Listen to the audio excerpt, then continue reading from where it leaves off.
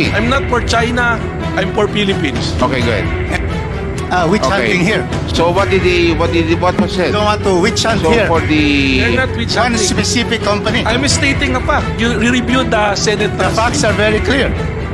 I tell you, order. whatever is stated in the Senate is not here. It's what is stated here. He was yes, under oath when he made that statement. correct. We are now in Congress, in the House of Representatives. So, Noted. wag tayong magsalita ng very patriotic tayo and everything. If you're really patriotic, you should have explained that to the Chinese people that they should be here. Pampabastos yung ginawa nyo sa amin eh. Anong sinabi? Sinabi niya na Point of order, every day- Mr. Chairman. Ayun, no, Melvin. Attorney Matibag, pwede ba tapusin na ho Di ba po, natin? Mr. Chair, we are here to find the truth. Yes, correct. I'm Go here ahead. as a citizen also. Okay, proceed. Please proceed. I'm not for China, I'm for Philippines. Okay, go ahead. Witch hunting here. So what was said? Don't want to witch hunt So here. for They're the not with One something. specific company. I'm stating a fact. You reviewed the Senate The last facts week. are very clear. I tell you, order. whatever is stated in the Senate is not here. It's what is stated here. He yes, was under oath when he made that statement. correct. We are now in Congress, in the House of Representatives. Okay, Yes. Mr. Chair, if you don't Yes. want to hear me, I Again, will keep quiet. like I said, I'm asking you to continue. What was said? Quiet, please. He stated that Ngcp is suffering an attack every day. Because I keep hearing all of these things.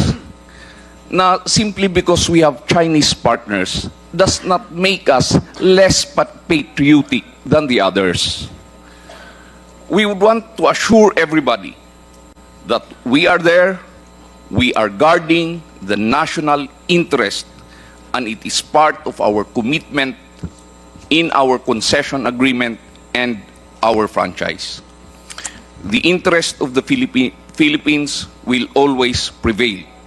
Kung talagang sinasabi mong may national pride kayo, may patriotic kayo, in-explain nyo fully to those Chinese that they should be here. Hindi Thank naman na January 20 pa yung talagang holiday ng Chinese eh. Thank you very Thank much. you. So, Noted. wag tayong magsalita ng very patriotic tayo and everything. If you're really patriotic, you should have explained that to the Chinese people that they should be here. Pampabastos yung ginawa nyo sa amin eh. Attorney Matibag. Mr. Chair, gusto ko lang pong ilatag sa committee, the last hearing that we have in the Senate, chaired before by the chairman of Energy and Senate, Senator Win Gatchalian, kasi pina-under oath kanina si President Almeda na hindi possible, na may attacks, gano'n. I think if we will review the transcript of that hearing, he admitted that Mr. Chairman, NGCP point of order. Can a fellow resource person ask or I'm not comment on the question? Can he cross-examine a fellow? No. He is not, Honorable Mikey, he is not, because I acknowledge him and for him to state his opinion. May I know what happened to that hearing? Well, I was I'm just about to ask trying that question. give something kung ayaw niyong marinig ng... Hindi, sige, go ahead, I will not please. speak. Please. Ano yun? Hindi, nag-hearing kasi noon, chaired by... That was the last hearing that we had. That was... Anong sinabi? Sinabi niya na... Point of order, every day- Mr. Chairman. Ayun, no, Melvin. Attorney Matibag, pwede ba tapusin na ho Di ba po, natin? Mr. Chair, we are here to find the truth. Yes, correct. I'm Go here ahead. as a citizen also. Okay, proceed. Please proceed. I'm not for China, I'm for Philippines. Okay, go ahead. Witch Okay. hunting here. So what was said? Don't want to witch hunt So here. for They're the not with One something. specific company. I'm stating a fact. You reviewed the Senate The last facts week. are very clear. I tell you, order. whatever is stated in the Senate is not here. It's what is stated here. He Yes, was under oath when he made that statement. correct. We are now in Congress, in the House of Representatives. Okay, Yes. Mr. Chair, if you don't Yes. want to hear me, Again, I will keep quiet. like I said, I'm asking you to continue. What was said? Quiet, please. He stated that Ngcp is suffering an attack every day. Okay. And Mr. Chair, From may I be where? recognized? From where? Kung saan-saan. Maraming yung cyber attack. Okay. So yun ang issue. Yun yung sinasabi ko kasi based doon sa sinasabi under oath, wala, hindi pwede. Okay. Mr. Chair, Okay, may I be thank you very recognized? much. Attorney, sino lang po ha? I will acknowledge you. Relax ka lang. Okay? So I will, Attorney Matibag, are you done? Have you said your piece? Okay na po, kasi Let it be baka said, magalit po yung mga abogado. Hindi. Okay. Abogado ka rin naman eh. Okay. So, pare-pareho kayo abogado. Yun ang mahirap pag maraming abogado. Attorney. Okay. Mr. Chair, thank you. Yes. I think Mr. Matibag and I were at that same hearing. Okay. And I'd just like to clarify the statement made was cyber attacks on our IT, our corporate system. Okay. Our corporate system, unlike our operating system, is indeed connected to the internet. And like any other corporate network, it is subject to periodic attempts. However, thankfully, and I am knocking on wood here, we have not had a breach of our IT for our corporate network. As opposed to our operating network, the one that runs the transmission system, we again emphasize that this is a closed system, disconnected by default from the internet. So there are no cyber attacks possible on the operating network, the OT. Yung IT po, ang binanggit ni Mr. Almeida at that time, and just to put into context what he said, we do suffer certain attempts, but we have been able thus far to repel all those attempts, even though there are certain periods, marami talaga siya. Maraming salamat po. Thank Paro you, po Mr. yan. Chair. So, I'm sure Attorney Matipag will stand by what he said and what he heard during that hearing. So we will try to get the transcript there. So we will see and compare. Anyway, thank you very much, Attorney. We now proceed to the next interpolator, the Deputy Majority Leader, the Honorable Franz Pumaren. Thank you very much, Mr. Chairman. Just like I think every Filipinos, ang main concern right now is the security issue. Today, or the last 6 months, 8 months, the landscape is totally different now. As we recall, just a few days ago, the PNP was able to apprehend mga spy machines, mga gadgets, and everything. My question here is, tamang sinabi ni Congressman Rufus, was there a violation? But we're talking about national interest. If I may ask the NGCP, what's the nationality of the assistant CTO? If you have. Attorney Paul, are you raising your hands? Is the question addressed to NGCP? Deputy Majority Leader Yes. Franz Pumaren, is that a Yes. question I'm asking to lang if they have an NGCP? assistant, yes, CTO of NGCP. Attorney Paul. Yes, Mr. Chairman, we have an assistant CTO, Engineer Cesar Sanchez. May his soul rest in peace. He is a Filipino citizen. His body is in Iligan now. He just died last week. But he's a Filipino citizen, Mr. Chairman. Okay. Another thing, Mr. Chairman, I noticed it talagang their main priority to hire the CTO, correct me if I'm wrong, is a Chinese national. Tama po ba? Mr. Chairman, if I may. Please proceed. There is no inclination on our part to specifically hire Chinese as our CTO. As mentioned earlier, Honorable Congressman Pumaren, our CTO now is Engineer Rico Vega, who is a Filipino citizen. Yes, Mr. Chairman, I understand that, but meron pending application. Tama po ba? Wala po, Mr. Chairman. Wala po, Mr. Chairman, considering that he is a Filipino citizen, Mr. Chairman. So walang nakaposisyon right now. A while ago when Congresswoman Stella Kimbo mentioned it, na meron ng aplikante for that particular position. Wala po. Siya po. So ngayon siya po ang CTO namin, Mr. Chairman. Okay, si so Engineer Rico Vega. because as for the national interest, we know for the fact na yung position na yun is very vital. And Mr. Chairman, I just want to manifest, it's a very shallow reason for those directors, those Chinese, not to tell us here. That's why they're not here, because yesterday was their annual meeting. Tama, annual meeting.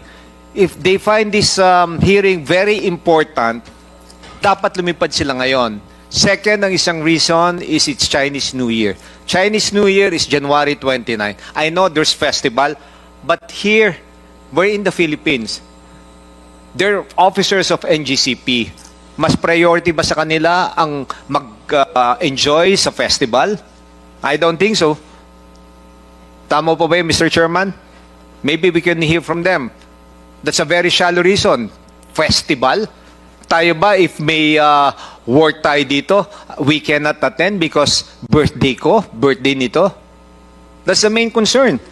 How can you show us na this Chinese, yung heart nila sa Filipinos para tumulong?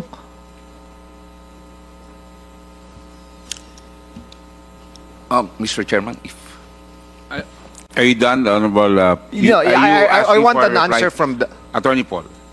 Mr. Chairman, with respect to the question, I believe, Mr. Chairman, that, and I'm pretty sure they purchased their tickets prior to the receipt of today's hearing. So that's why they had to fly to China.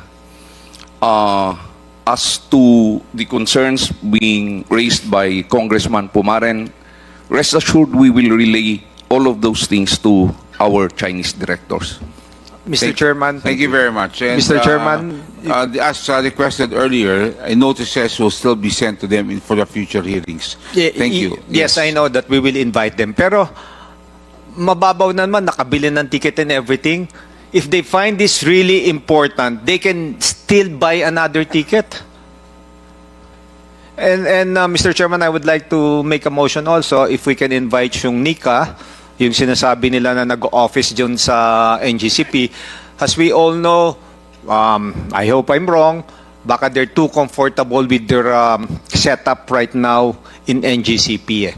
Because like what I mentioned, the dynamics right now totally changed with regards to what's happening here in the Philippines. With regards to, I'm not trying to zero in on the directors or officers of Chinese nationals in Ngcp. Pero ngayon, iba na po ang dynamics, iba na po ang landscape. A few days ago, may nahuli tayong Chinese na nag-spy. Diba? So, if we can invite also yung Nika, the one in charge of Nika, or the one assigned to that particular office, para we can hear kung ano po talaga ang what's happening.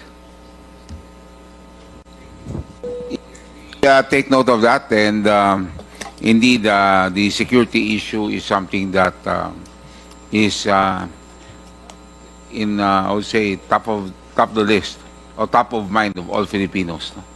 Yes, the Honorable Franz Pumaren. Yeah, Sir. lang yun. That's my query lang. It's just so frustrating.